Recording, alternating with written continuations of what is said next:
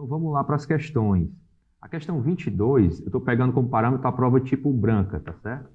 A questão 22, o enunciado diz assim: Lucas, menor de 8 anos de idade, é proprietário de um imóvel recebido por herança de seu avô, o qual foi alugado por seus pais, João e Maria, representando.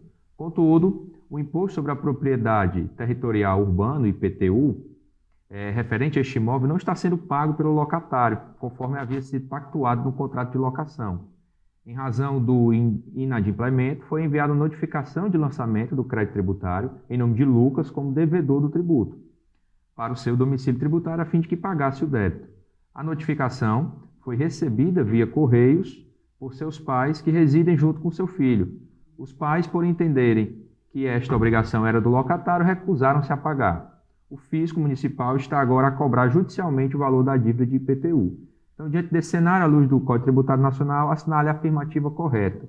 E aí, as afirmativas dizem o seguinte: o item A diz assim: Lucas, embora absolutamente incapaz, pode figurar como contribuinte devedor do IPTU, inclusive podendo constar seu nome na notificação de lançamento do crédito tributário. Esse item, pessoal, é que é o item correto, né? O item A.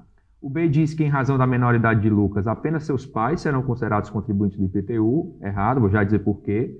O C, Lucas e seus pais são contribuintes do IPTU, mas os bens dos pais devem ser executados antes dos bens de Lucas. E D, Lucas é contribuinte do IPTU, sendo locatário responsável tributário pelo pagamento do mesmo. Então vamos lá, pessoal, o que é que a gente precisa destacar aqui?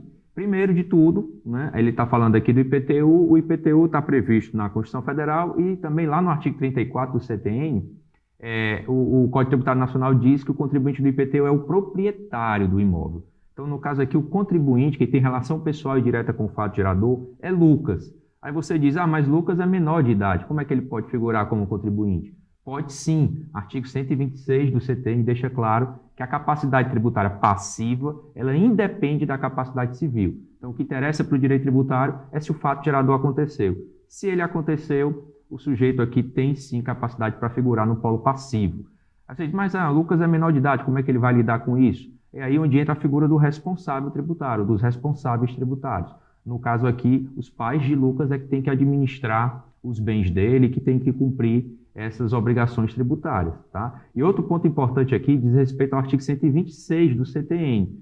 O 126 é bem claro no sentido que as convenções particulares não podem ser opostas ao fisco para alterar sujeição passiva tributária. Então, mesmo que o imóvel esteja alugado e que no contrato particular de locação tem dizendo que a responsabilidade pelo pagamento do IPTU é do locatário, esse contrato ele é válido e ele tem efeito entre as partes, no direito privado, no direito civil. Mas no direito tributário ele não pode ser oposto à fazenda pública. Então, para a fazenda pública vale o que está na lei. A lei diz que o contribuinte é o proprietário, então quem vai responder por essa dívida é Lucas, no caso aqui. Tá? Então, item A seria o item correto.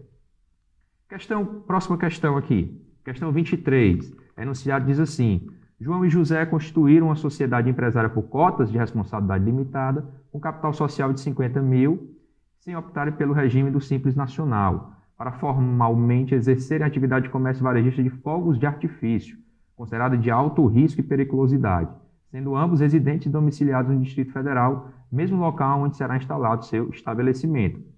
Aí diz assim: surpreendidos com a exigência do pagamento de uma taxa de licenciamento e alvará, calculada em função do capital social da sociedade empresária, indagam a você, como advogado ou advogada, se a referida taxa é realmente devida. Diante desse cenário, a referida taxa, tal como prevista, aí os itens dizem assim: A. Não é devida, pois o Distrito Federal não possui competência tributária para sua cobrança. Não é devida, pois não poderia ser calculada em função do capital social da empresa, que é o item correto a ser marcado, seria esse item B de bola. C. É devida, por ter como fato gerador o exercício regular do poder de polícia distrital sobre atividades econômicas exercidas em seu território, especialmente as de alto risco e periculosidade. E D. É devida por ter como fato gerador a utilização efetiva de serviço público específico e divisível prestado ao contribuinte. Vamos lá, o que é que tem que ser lembrado aqui nessa questão? Primeiro, o Distrito Federal ele tem sim competência tributária para instituir taxa. Artigo 145, inciso 2 da Constituição, fala que todos os entes federativos, né, União, Estado, Distrito Federal e município, podem instituir taxas. Então a Constituição autoriza, ela outorga essa competência tributária sim ao Distrito Federal. Aqui no caso a gente está diante de uma taxa pelo exercício regular do poder de polícia.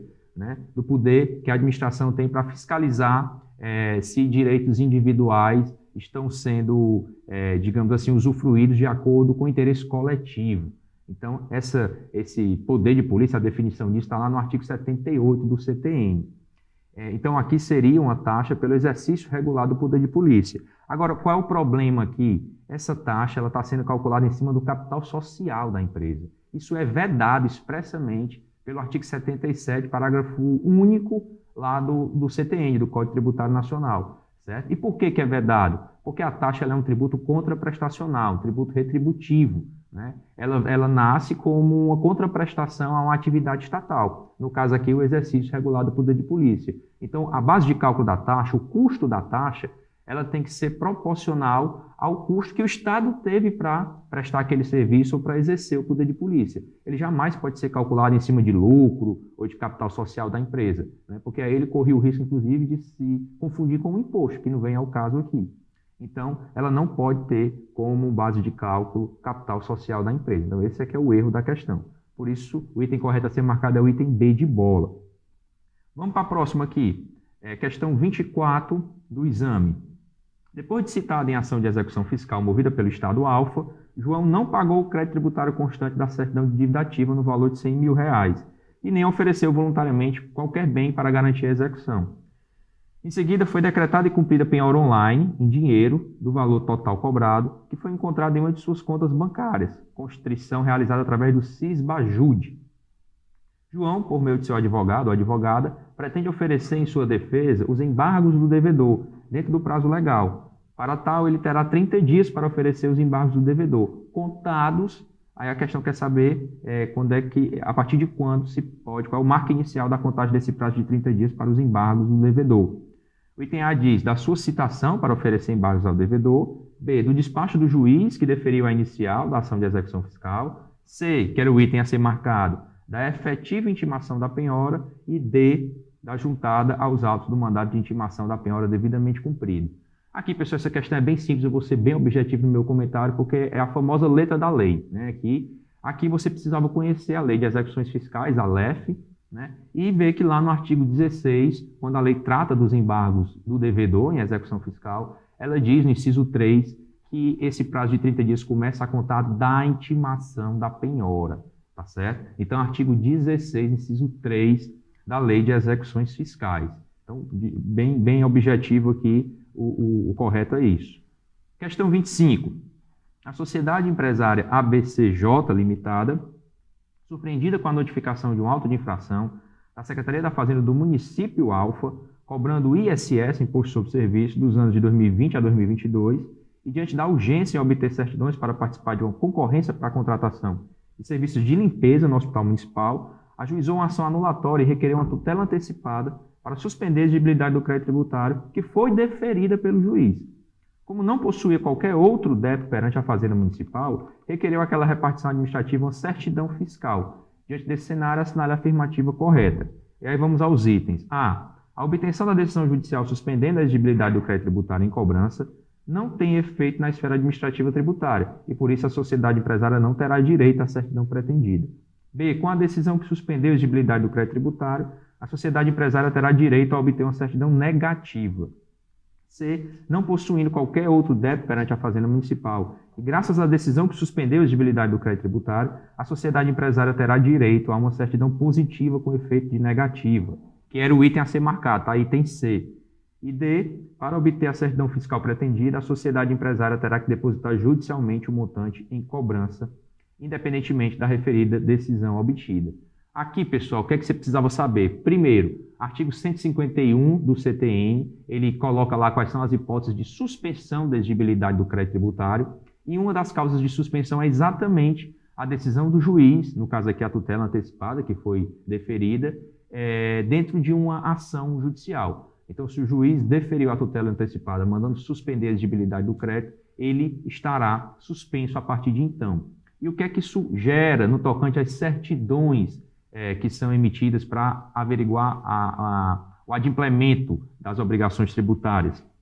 O artigo 206 do CTN, pessoal, ele fala o seguinte, que quando o crédito já foi constituído, ou seja, um crédito já foi lançado, mas a sua exigibilidade está suspensa por qualquer um dos motivos lá do 151, no caso aqui da questão pelo deferimento da tutela em ação judicial, a certidão que deve ser expedida é a certidão positiva, não é negativa, é a certidão positiva no sentido de que existe um crédito já constituído, mas essa certidão ela terá os mesmos efeitos de uma certidão negativa, porque se o débito está sendo discutido, se